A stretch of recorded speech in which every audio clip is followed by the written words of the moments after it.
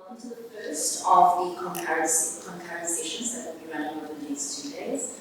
First off, we have the effects of extreme climate change events on morbidity risk, coming from Canon Hudson, Christian Smith, Praise Ndebele, Michael Cohen, and I'm not going to get it wrong, Kani Sibna. Managed to get that right. So, we'll be doing Q&A directly after each presentation. So if you are chosen, please make your way to the center aisle where you'll see some standing mics in order to air your question.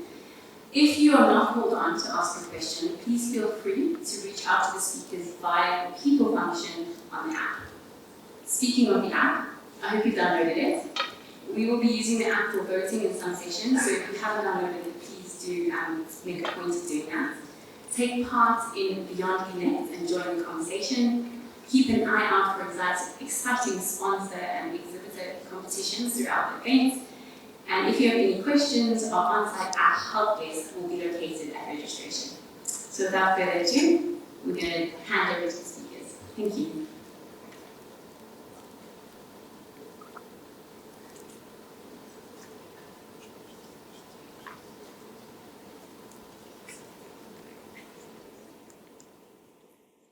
Across cultures and contexts, one topic seems to unite us all: the weather. It's how we start conversations, how we connect.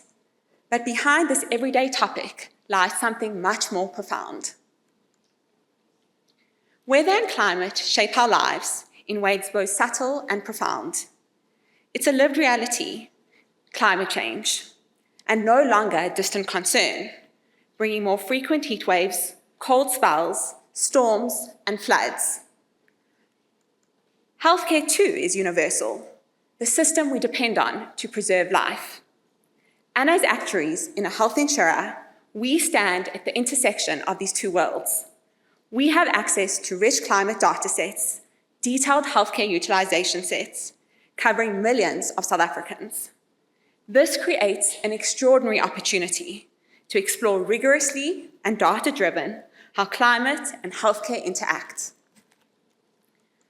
When two systems as fundamental as climate and healthcare intersect, understanding that relationship becomes critical, not just for researchers, but for those responsible for health system planning, member protection, and long-term sustainability.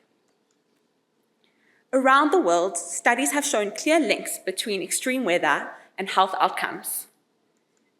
In the United States, sudden temperature shifts, heat or cold, are linked to higher hospitalizations for heart attacks, strokes, heart failure, especially among old adults.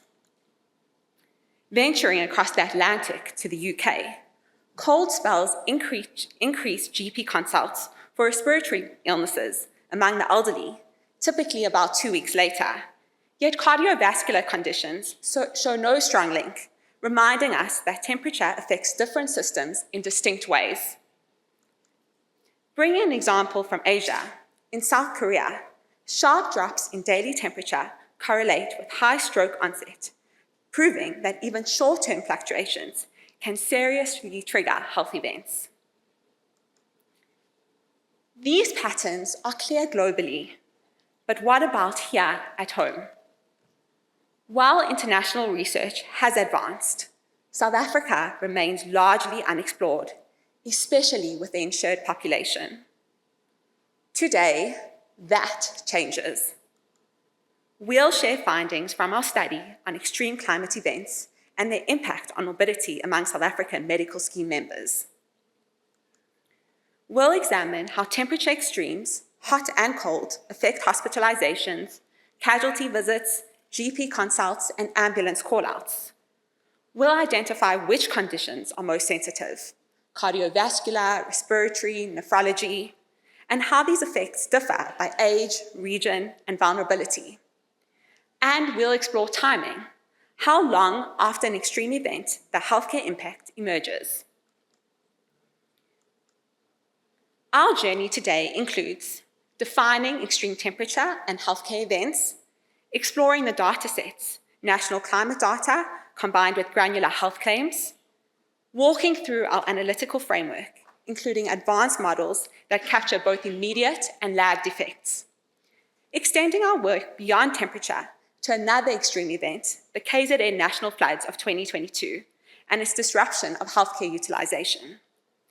And finally, we'll discuss how these insights can shape actuarial modeling, benefit design, and system planning, and how this work can be evolved in years ahead. To understand the relationship between temperature and health, we first need to answer a simple question. What do we mean by extreme temperature? There are two main ways to define it.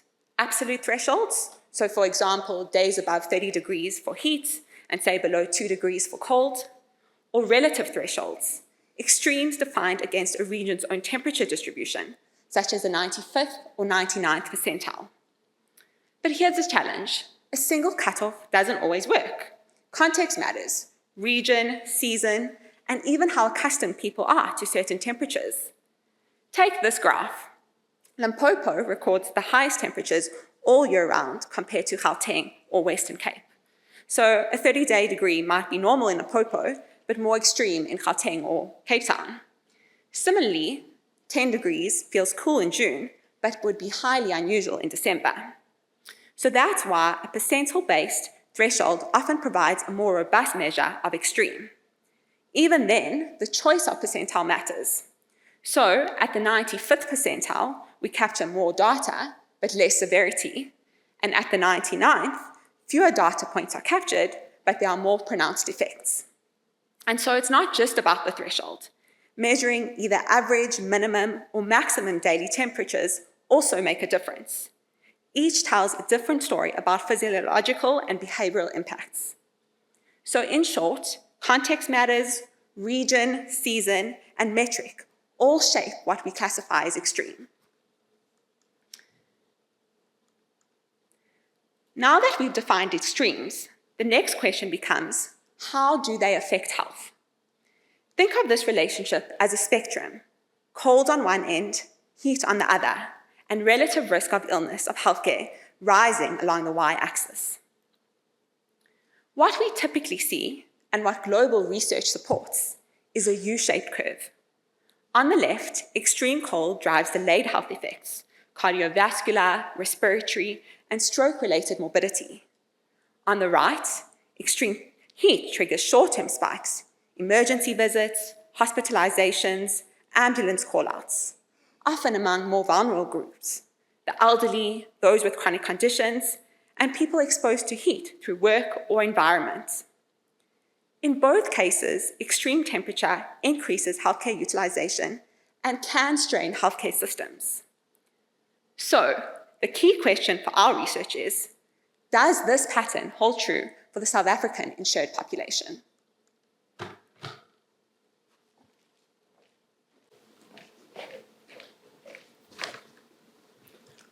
Cool.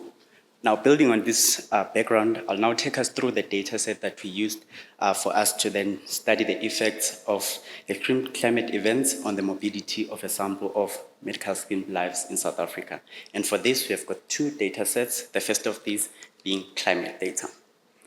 Here we used ERA 5, and by definition, this is a global climate reanalysis data set, and is provided to us freely so by the European Centre for Medium Range Weather Forecasts, otherwise known as the ECMWF. It provides hourly estimates of key climate variables such as measures of wind, measures of temperature, precipitation, you name it, they've got it all. And this is publicly available and is accessed on single levels all the way from 1940, and this is updated daily with a latency of about 5 days. So we've got very up-to-date data that we have to work with here. But then, what exactly is this data, and how does it link to this visualization that we see here?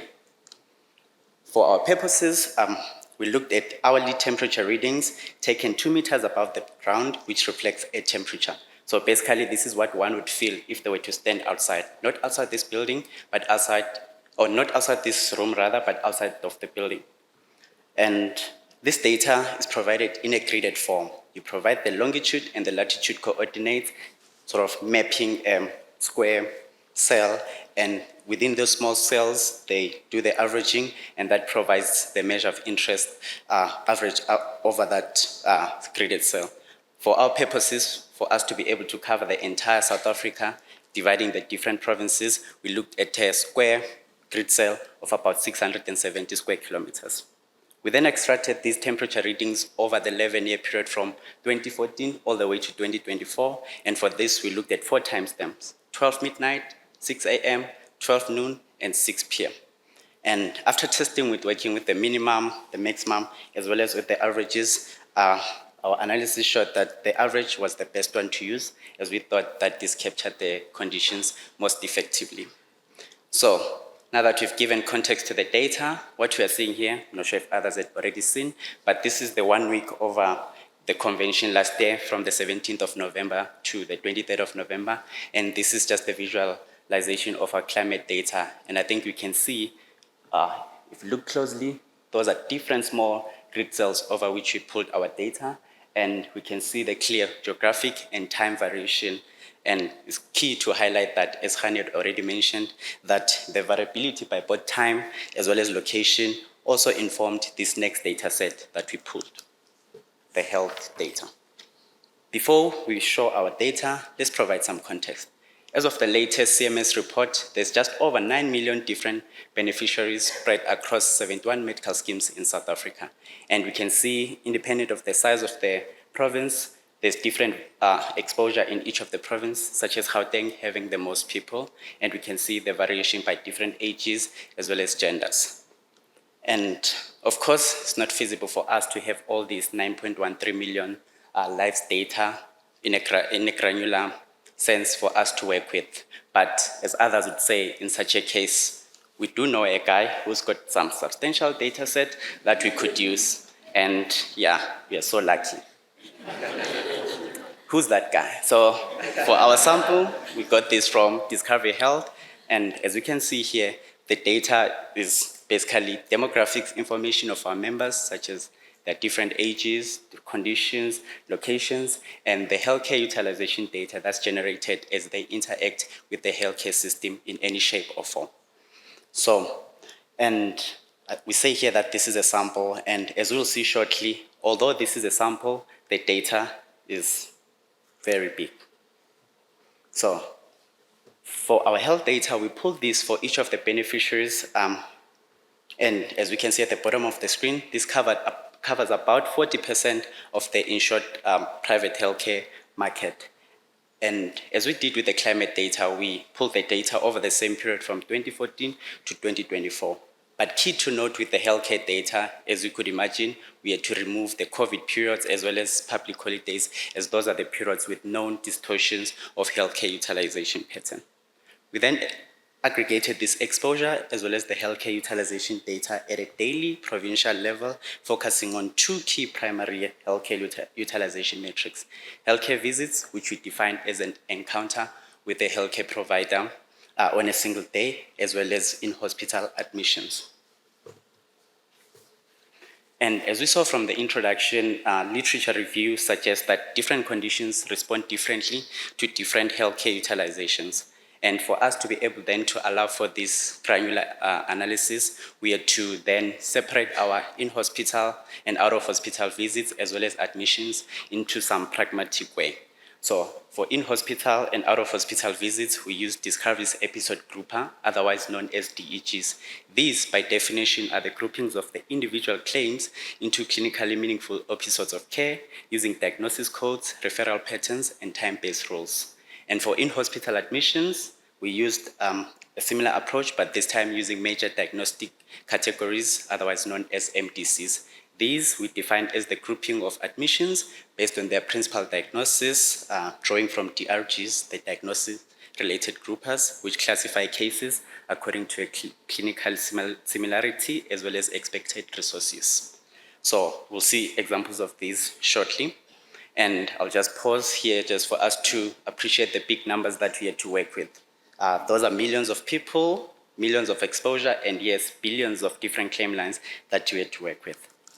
So now, to finalize, now that we had the climate data and the health data, we had to then join these two together for us to use them.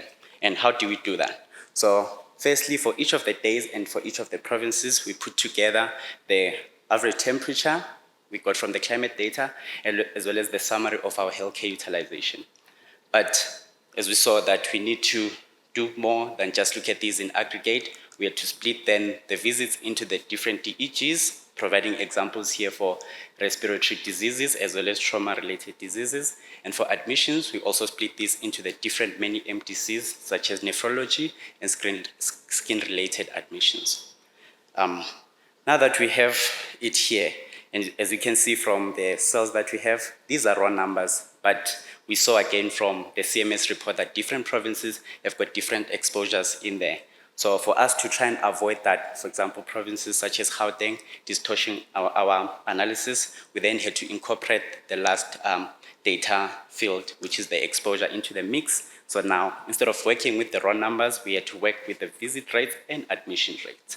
So what does this then give us? This gives us this huge big data set here, very long and very wide, giving us for each of the days from 2014 to 2024, the temperature as we have it, as well as the healthcare data that we then used to show the next very, very interesting insights that Kellen is now going to take us through.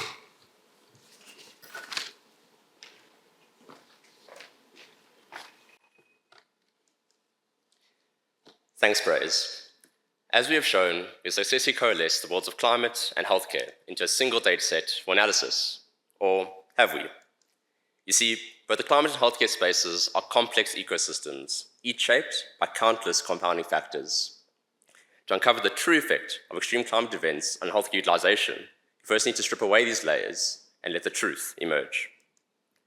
Let us first inspect our temperature metrics. As we can see in the graph above, average day temperature varies greatly by month, with peaks reached during summer months at the start and the end of the year, and a trough reached in the middle of the year during winter months. While there's merit in assessing the impact the different seasons have on healthcare utilization, our research dials in on the impact of extreme climate events over and above seasonal effects. Think hotter than expected days in summer and colder than expected days in winter. To isolate these anomalies, it is pivotal that we standardize our temperature metrics by month to identify extreme temperature events over and above seasonal effects. Secondly, we also know that temperature varies by region, with provinces such as Limpopo in the northwest exhibiting high average temperatures, and provinces such as Western Cape and the Free State exhibiting low average temperatures throughout the year. Hence, we standardize our temperature metrics by province as well to identify temperature extremes relative to each province's climatic norm. Perhaps more importantly, we also need to standardize our healthcare utilization metrics. It would be naive of us to assume that healthcare utilization is impacted by extreme temperature alone, since there are many compounding factors at play.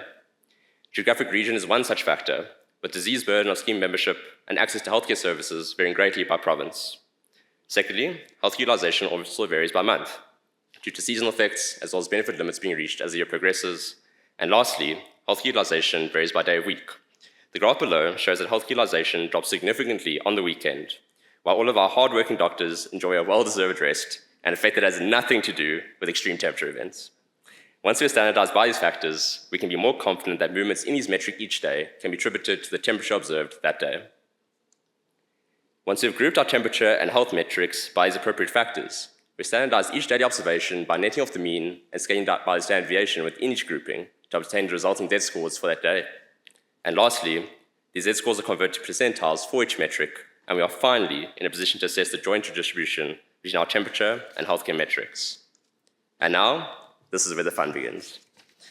The scatter plot above gives us the first glimpse into the joint relationship between our healthcare and climate metrics, with standardized temperature plot on the x-axis and standardized healthcare visit rates plotted on the y-axis. Each point represents experience on a specific day in a specific province. Points to the left reflect days of extreme cold, points to the right reflect days of extreme heat, and higher points reflect days exhibiting highly expected healthcare visit rates. While this plot is initially useful for assessing this joint distribution between these factors, it becomes progressively more difficult to infer this relationship clearly as you add more daily observations from each province to the plot. In order to get a clearer picture of the underlying relationship, we use a technique called two-dimensional kernel density estimation, 2D KDE for short.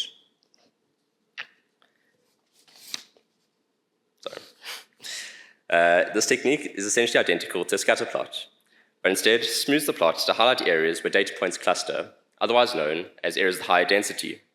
Areas of high density are colored yellow, while areas of low density are colored blue and green. In the plot shown, we observe high density in the top right region, showing that healthcare visit rates are elevated on days with higher than expected temperatures. Equivalently, we observe high density in the bottom left, indicating that healthcare visit rates are lower than expected with days with colder than expected temperatures. This plot is critical, as it gives us our first insight into how extreme temperature events impact healthcare utilization. However, as we know, healthcare is nonlinear, with many different healthcare conditions and diseases contributing to overall morbidity and utilization.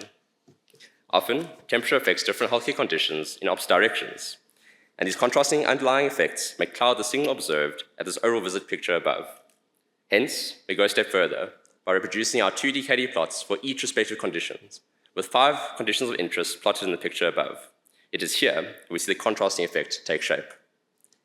Take respiratory visits, for example. We observe higher than expected respiratory visit rates on days of extreme cold temperatures. While respiratory claims are known to rise during winter months, here we're standardized by month, showing that respiratory visits are elevated even further on extreme cold days beyond seasonal effects. Another condition of interest is nephrology, that is, claims for chronic renal patients such as those on dialysis. Here, we observe higher than expected nephrology visit rates on days of extreme heat. This is intuitive from a clinical perspective, since chronic renal patients are more vulnerable to dehydration and electrolyte imbalance when exposed to extreme heat. While these overall visit rates are telling, many forms of healthcare are somewhat elective. For instance, a diabetic's pharmacy claims are less so driven by the temperature that day and more so driven by how low their medication stocks are running at home. So, what happens when we restrict hospital admission experience, where the propensity to seek care is less selective? When conducting 2D KDE for hospital admission rates, we once again observe high density in the top right region, indicating higher than expected admission rates on days of extreme heat. Once again, we can segment this overall effect on a condition level, this time using major diagnostic categories for hospital admissions. These plots show that the signal observed for overall admission rates are driven by circulatory and nephrology-related hospital admissions, with increased risk of these admission types on days exhibiting extreme heat. Another interesting finding lies with casualty visits in the bottom right, that is, visits to patients to the emergency room when urgent care is required. Here, we observe extremely strong signal of increased casualty visit rates on days of extreme heat. This shows us that extreme heat events are principal drivers of urgent care being required in hospital. However, it's not just plots a clear signal from which we can draw insights. Take respiratory admission rates, for example.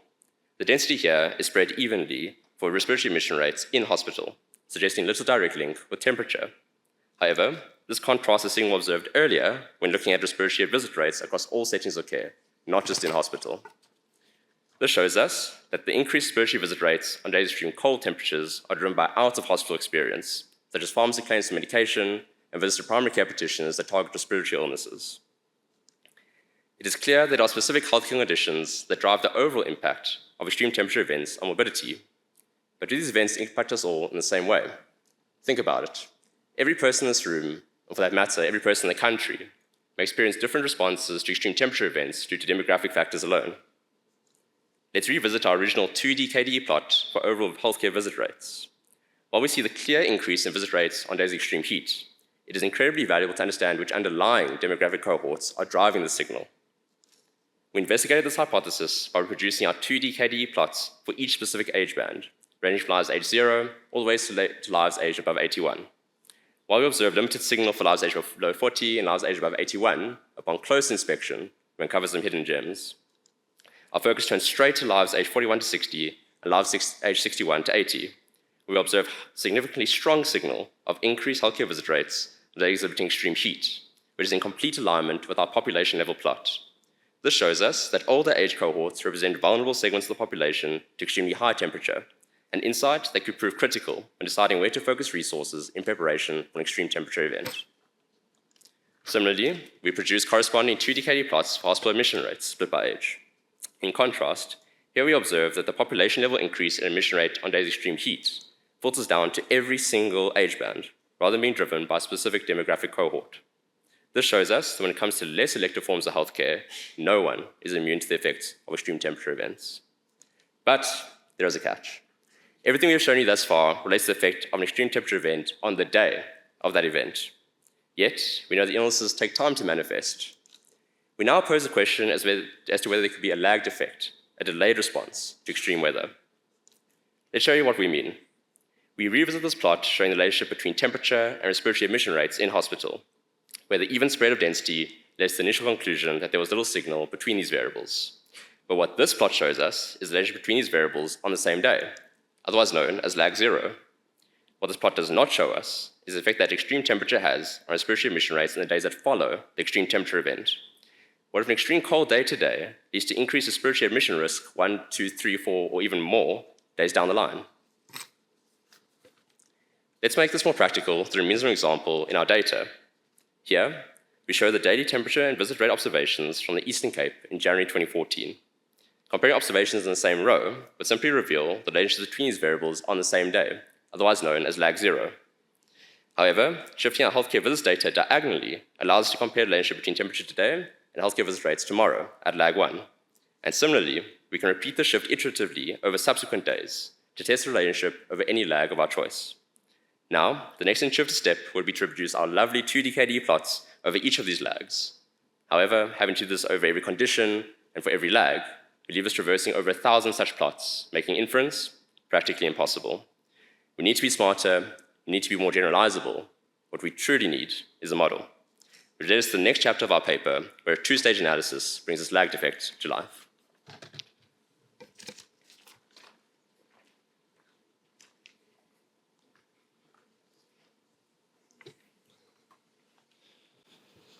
We now move on to how we considered and modeled for this lag effect. We have done this using what is called a two-stage analysis. The first stage of our analysis uses a distributed lag nonlinear model to model the nonlinear effects between temperature and lag on healthcare outcomes. We do this for each of the 9 provinces in South Africa. The second stage of the analysis involves combining the effects of each of these 9 models into a single generalizable national statistic. We want you to know that both models use distinct count of admissions and healthcare visits. They use a lag of 21 days, and we do this and repeat this process for all visit rates and all healthcare admission categories. So let's dive into the first stage, the distributed lag nonlinear model. Now, not only does this model have quite a scary name, it has quite a scary formula, but we'll go through it together. We start off with GO, which is our model function. Now, this is simply a generalized linear model that tries to capture that nonlinear effect between temperature, lag, and healthcare outcomes. We want you to note that in some of the literature that we researched, we have seen that generalized additive models were also used. SO refers to something that is called a cross-basis function. Now, what a cross-basis function is you can imagine it simply as a 2-dimensional grid with temperature in the rows and lag in the columns, and it aims to really show that nonlinear distribution of temperature and lag. The cross-basis function will help to explain the following. What is the impact on a health outcome at a given temperature, say 30 degrees, and how long will it take for this impact to last? How long will this impact last, and how long will it take for this impact to vest? There's a factor here which is for long-term effect smoothing as well as seasonal effect smoothing, and for this we use a natural spline. We have an indicator variable for day of the week because, as Callan mentioned earlier, that the day of the week plays quite a large role on the level of healthcare utilization. And lastly, we have an error term. So when we compare these two methods, we see that the 2D kernel density estimation standardizes for many of the similar effects that the distributed lag nonlinear model is taking account for, with the DLNM having the addition of the lag effect. In our modeling process, we did notice some limitations using this formula. Firstly, this formula is quite prone to overfitting in cells with low exposure.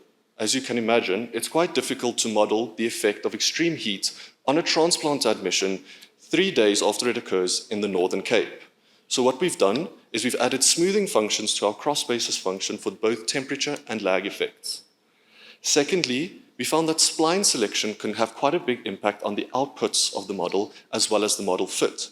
So here we have ended up picking splines, which ended up being natural splines, to produce the best model fit. And lastly, we want you to note that this model does not account for demographic factors such as age, gender, and chronicity. This is a potential extension in future analyses. Moving on to the second stage of our analysis is multivariate meta-regression. As you can see here, what we do is we take a distributed lag nonlinear model for each of the provinces, and we combine it into a single regression formula. If we look at a visual example, the graph on the right can be seen as output of the distributed lag nonlinear model for each of the 9 provinces, with healthcare relative risk in the y-axis and temperature in the x-axis. What the multivariate meta-regression will then do is it'll create a single generalizable output from each of these 9 models. We want you to note that if the effects that is encountered by people in different provinces is quite different, what this multivariate meta-regression will do is it'll simply average the effects. Hence, it's important to measure the following 2 statistics. The first one is the Cochrane-Q statistic. Now, what this statistic does is it tests if the observed variability in the effect sizes between provinces is greater than what we expect by chance. For example here, a significant p-value would indicate that people in one province potentially experience extreme temperatures and respond to it differently than people in another province. Additionally then, we have the multivariate I-squared statistic. What this statistic then goes on to do is to say how much of the variation that we see is due to actual differences in how people respond between provinces and not just random noise. So ideally what we'd want is a non-significant p-value and a low I-squared score. Moving on to our results, we have 3 sets of results that are quite important. Our first one is an overall temperature effects graph. This just simply shows what the effect or the impact on relative risk is across the temperature distribution. Our second set of results is a temperature response effect. This takes specific temperatures and then looks at the relative risk across all lags. And thirdly, we have the lag response effect. This then goes on to look at specific lags and looks at the relative risk across the temperature distribution. So looking at our overall effects graphs, we have taken casualty visits because it shows a really nice and strong effect. We can see here that at higher temperatures, we have increased relative risk of casualty admissions, and lower temperatures, we have a reduced risk of casualty admissions. Our Cochrane-Q test is not significant, and our multivariate I-squared is low, indicating that these effects are indeed generalizable across South Africa. We also see that it matches up quite nicely with the results from the 2-dimensional kernel density estimation presented by Callan earlier. When we look at our temperature response graph, we see that hot temperatures, denoted by the red line, which is our 99th percentile of the temperature distribution, have a sharp increasing effect on casualty visits at lag 0. As well then, it has a slight increased effect at about lag 5 or 6. For extreme cold temperatures, denoted by the blue line, which is our first percentile of the temperature distribution, we have a reduction in casualty visits. But interesting to note that about 2 days post an extremely cold day, we see an increased relative risk of having a casualty visit. This lag effect comes through a bit stronger when we look at the lag response effect graph. When we look at the response for a lag of 2 days, which is denoted by the blue line here, we see that at extremely cold temperatures, we see a distinct increase in relative risk for casualty visits. The effects of these 3 graphs can then be combined into a single 3-dimensional plane. And what this plane aims to do is it aims to capture the entire temperature and lag response effect into a single grid. I'll go through some examples on how to interpret this graph. So if we look here at our temperature response effect graph, we can see that extreme temperatures is denoted in the back left of the graph, and extreme cold temperatures is denoted in the front right. When we look at lags, we see that at lag 0 is denoted in the back right of the graph, and coming slightly forward, we have a lag of 2. So now that we know how to interpret this graph, let's look at some more results. When we look at the effect of lag and temperature across all healthcare visits, we see that at a low lag and extreme temperatures, we see a sharp drop in the number of healthcare visits. Interestingly, once again, is that slight increase in the number of visits at a lag of about 2 days post an extremely cold day. When we look at all hospital admissions, we see that once again, at extremely low temperatures, we see a reduction in the relative risk of having a hospital admission. But quite interestingly, at extreme high temperatures, we see an increased relative risk of having a hospital admission. We want you to know that we've repeated this analysis for all of the healthcare conditions and all of the healthcare admission categories considered, and the results for these analyses can be found in the appendix of our research paper.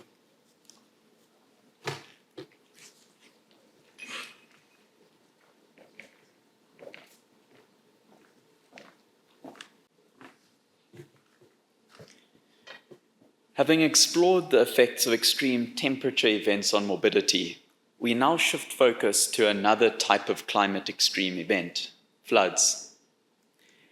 Flooding is one of the most frequent and destructive climate-related disasters globally, and South Africa is no exception.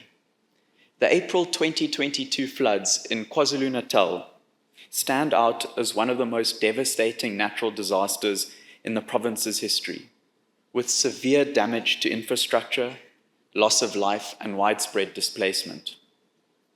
In this next section, we begin to explore how such flooding events influence healthcare utilization and morbidity patterns in South Africa.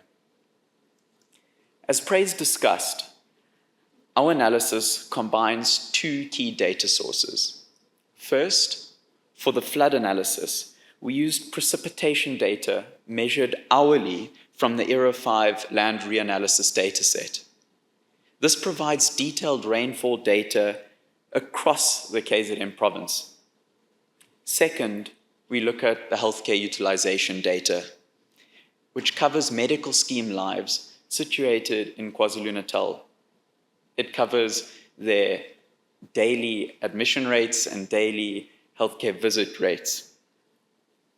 Aligning these two data sets by date and province enables us to identify how healthcare utilization shifts in response to the flooding event, and to measure both the immediate and lagged effects on morbidity.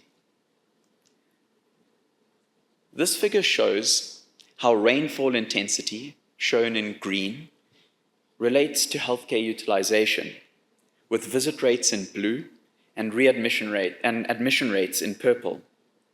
The vertical axis shows the standard deviations of these metrics from the monthly provincial average, while the horizontal axis tracks each day in April.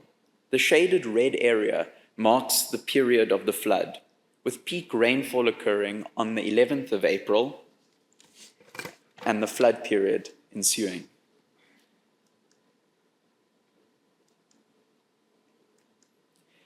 Before the floods, from the 1st to the 7th of April, healthcare utilization remained stable within expected ranges.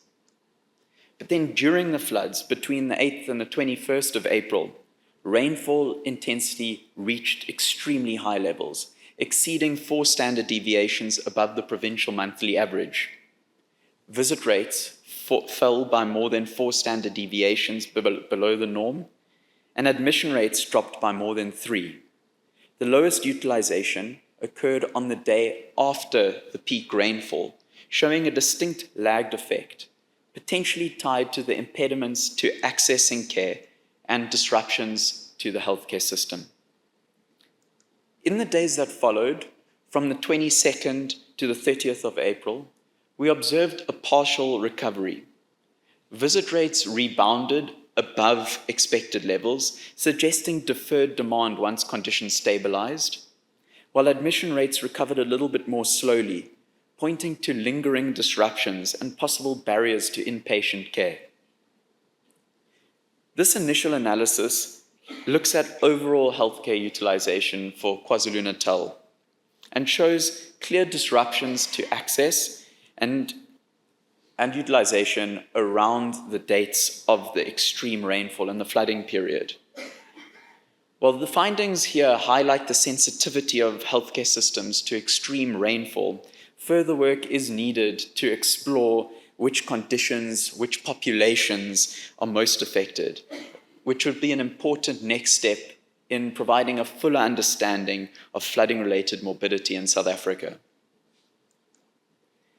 Bringing these findings together across both temperature extremes and flooding, the research highlights several practical actuarial applications that can strengthen modeling, planning, and system resilience. Starting with morbidity modeling, incorporating climate-driven spikes in conditions like cardiovascular conditions, respiratory, and renal healthcare conditions can refine seasonality adjustments and improve claims forecasting. The Asset Climate Index presents another opportunity. Integrating these granular insights about morbidity can enhance how climate extremes are tracked and quantified in the South African context. Through enhanced risk adjustment, climate variables such as temperature and precipitation can be embedded into healthcare risk models, improving predictive accuracy as well as the allocation of costs and cost drivers. In capital modeling, extreme temperatures and precipitation represent a form of tail risk, rare but potentially severe in their impact. By integrating temperature and flood-related health risks into risk-based capital frameworks, actuaries can capture correlations with traditional risks and reinforce long-term solvency planning. From a proactive care management perspective, these findings enable earlier interventions, such as alerts to members, resource repositioning, and targeted care pathways for vulnerable members at the right times. And finally, benefit design, where understanding the health impacts of climate extremes can inform how benefits and cover structures are designed, ensuring system readiness and member protection during these future events. Together, these applications highlight the value of bringing climate data and actuarial thinking and healthcare modeling all together. They also point to a consistent pattern emerging from the analysis itself, patterns that can guide how we plan for health impacts going forward. Firstly, on the key findings, extreme temperatures show a U-shaped morbidity pattern. Heat is associated with immediate spikes in casualty, nephrology, endocrine, and trauma utilization, while cold events tend to drive respiratory morbidity that builds more gradually and lasts longer. When we look at flooding, particularly the April 2022 KZN floods, the pattern differs. We see sharp declines in overall visits and admissions during the peak rainfall, with the lowest utilization occurring the day after, followed by a gradual rebound as access to services recovers, particularly when it came to visits rather than admission rates. In terms of implications, the conditions most sensitive to climate variation appear to be cardiovascular, respiratory, renal conditions. And the groups most at risk are older adults, those with chronic conditions. And these results highlight that both immediate shocks and lag morbidity effects must be considered together in system planning and resource allocation. Looking ahead, our next steps include extending the analysis to heat waves and cold spells, examining post-flood morbidity, say, including analysis onto different infections, different conditions, and barriers to access, and stratifying the analysis further by region and demographic group. We also plan to broaden this work as a whole to other climate-related risks, such as pollution, wildfire smoke, drought, building a more complete picture of how climate extremes influence health outcomes in South Africa. When we began this work, the question was simple but profound. What really happens at the intersection of climate and healthcare? How do the forces shaping our planet translate into the health and well-being of South Africans? Through this work, we've started to see those connections emerge more clearly.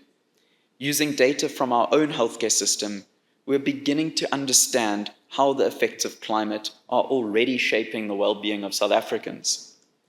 And by combining actuarial thinking and climate and healthcare data, we can move from observing patterns to planning for them, turning insight into preparation, and preparation ultimately into resilience. Thank you.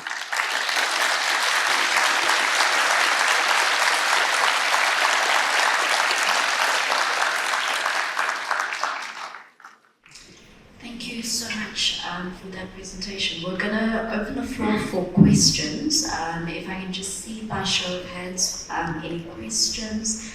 And I'm just trying to assess if we're making you guys walk to the microphone, no such thing as a free lunch, or whether they are walking to you. It looks like they've been kind this morning and microphones are heading to the front. So I see 2 hands here in front and there is a third over here. Good morning. It's Pierre speaking from Insight. Just want to thank you for the presentation. First of all, I thought it was very insightful. But also, really, I think it is very valuable given the climate risks that we do face. And personally, also, I really enjoyed the data visualization element that you brought into the presentation. One of the things that I was wondering, because the data that you were looking at was kind of between 2014 and 2024, it seemed like you were ending up with almost like an average model over that period.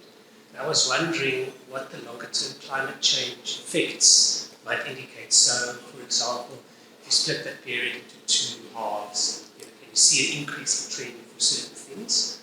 Or if you use an earlier period, 10 years, then you compare that to a later 10-year period.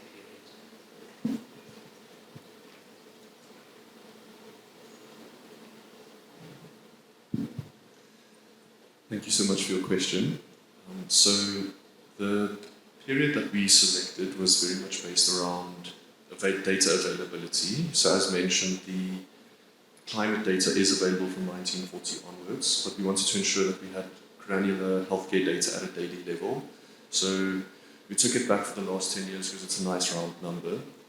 In terms of looking at longer term effects of climate change, in our research, we found that according to the World Meteorological Organization, to actually define longer term shifts, you need a 30-year period. And you need to use it from starting from the last year, starting on a 0, 30 years back. So we would have to look from 1991 to 2020, which we unfortunately don't have healthcare data for going that far back. So using that steer, we tried to just use as long a period as possible.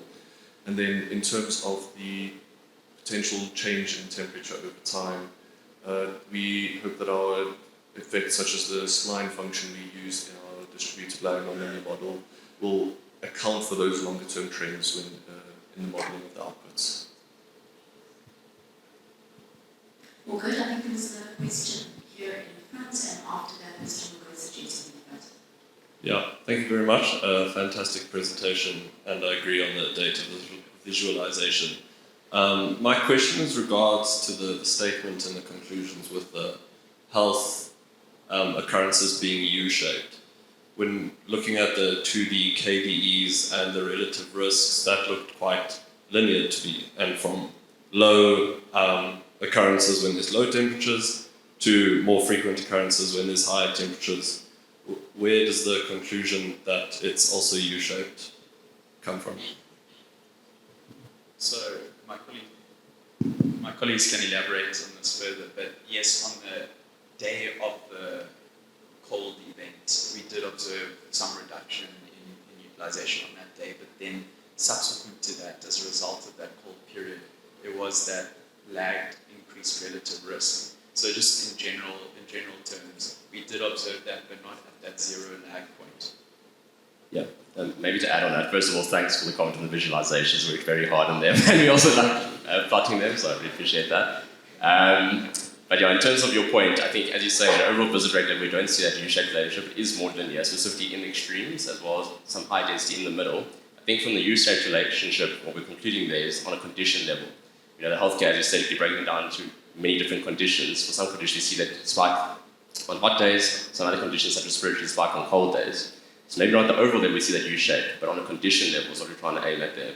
So when we're looking at responding, and as I say, next steps from here, in terms of looking at cold and hot days, we don't have to look at overall visit rates, but we can look at specifically, depending on what the climate event would be, cold or hot. We can then focus our resource planning on the specific conditions, and from there, utilize the U-shaped relationship to then plan resources.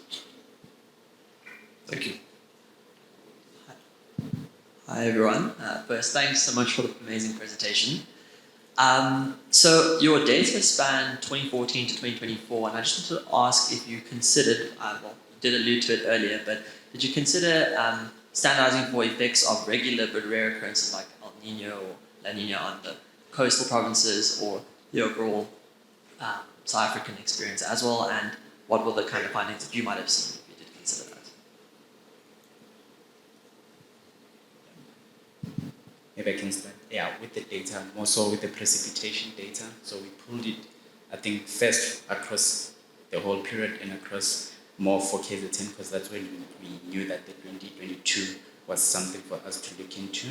But what we observed there is that the 2022 was the one where we had the most rainfall, and compared to our healthcare, that's where we saw that there's the most effect. But yeah, given that we have this data across all the spans, we could do that. But maybe just to explain that we did the two. So the main focus was more on the temperature, and then for the precipitation, it was just now to say, given what you've seen with the use case with temperature as the main, we can also use other data sources such as precipitation, just to show the possibilities that we do with this data. So to your point, given that we've got all this data available to us, one can also look at any period. And what's interesting with this, as well as with the models, that you can fit in the data and then look into it. It's either you know the period like we did here, the 2022 floods, or observe from the outputs of putting the data into the models, which periods have something interesting for us to analyze further. But when you mentioned El Nino and El Nina, it does allude to the enhancement we want to do with respect to prolonged periods of cold or prolonged periods of heat and like sustained periods of climate change relative to the average expected for that period or that province. So yeah, it's a nice segue into that further use case and extension. Also, there's a lady at the back there with a question. I just want to see that there are two hands at the back there, to the left-hand side of the room, and then also back to the front. Is it on? Okay. Hi, thank you so much for the insights. Neo here from Old Mutual. I just wanted to find out if you guys compared your results to results from other papers or other presentations done for other countries or in other countries in Africa or even across the world, and if so, did you notice any similarities or differences in terms of what they've seen? Thank you. Yeah, so we did actually do quite a thorough literature review, looking across countries spanning from the US, Australia, I think we presented a few of them, and we definitely saw a U-shaped relationship, but I think throughout our literature review, we kind of saw that there was very sparse data on what happens in Africa and in South Africa particularly. So I think we went about this research with kind of understanding what we hope to see based on what they've seen internationally, and then we were very pleasantly surprised to see that our findings do relate to what we're seeing internationally, and we can actually add granular insights to what's found. So yeah, to answer, I guess in short, it does align with what's been seen internationally. And there's quite a bit of research done internationally, but now we can add to that in South Africa. Yeah, and maybe just quickly add on that, I think you make a very pertinent point about the lack of research in Africa. I think not only looking at the effects of climate on health, there's a distinct lack of research on climate itself across Africa. There's a lot of research being done into that, a big push, even for people from the actual community. I think, once we get that basis covered, there would absolutely be the need for the extension of this kind of analysis beyond South Africa. I think it's probably an opportunity for us in South Africa to lead the way in that respect, having done this for South Africa and then extend this to other African countries.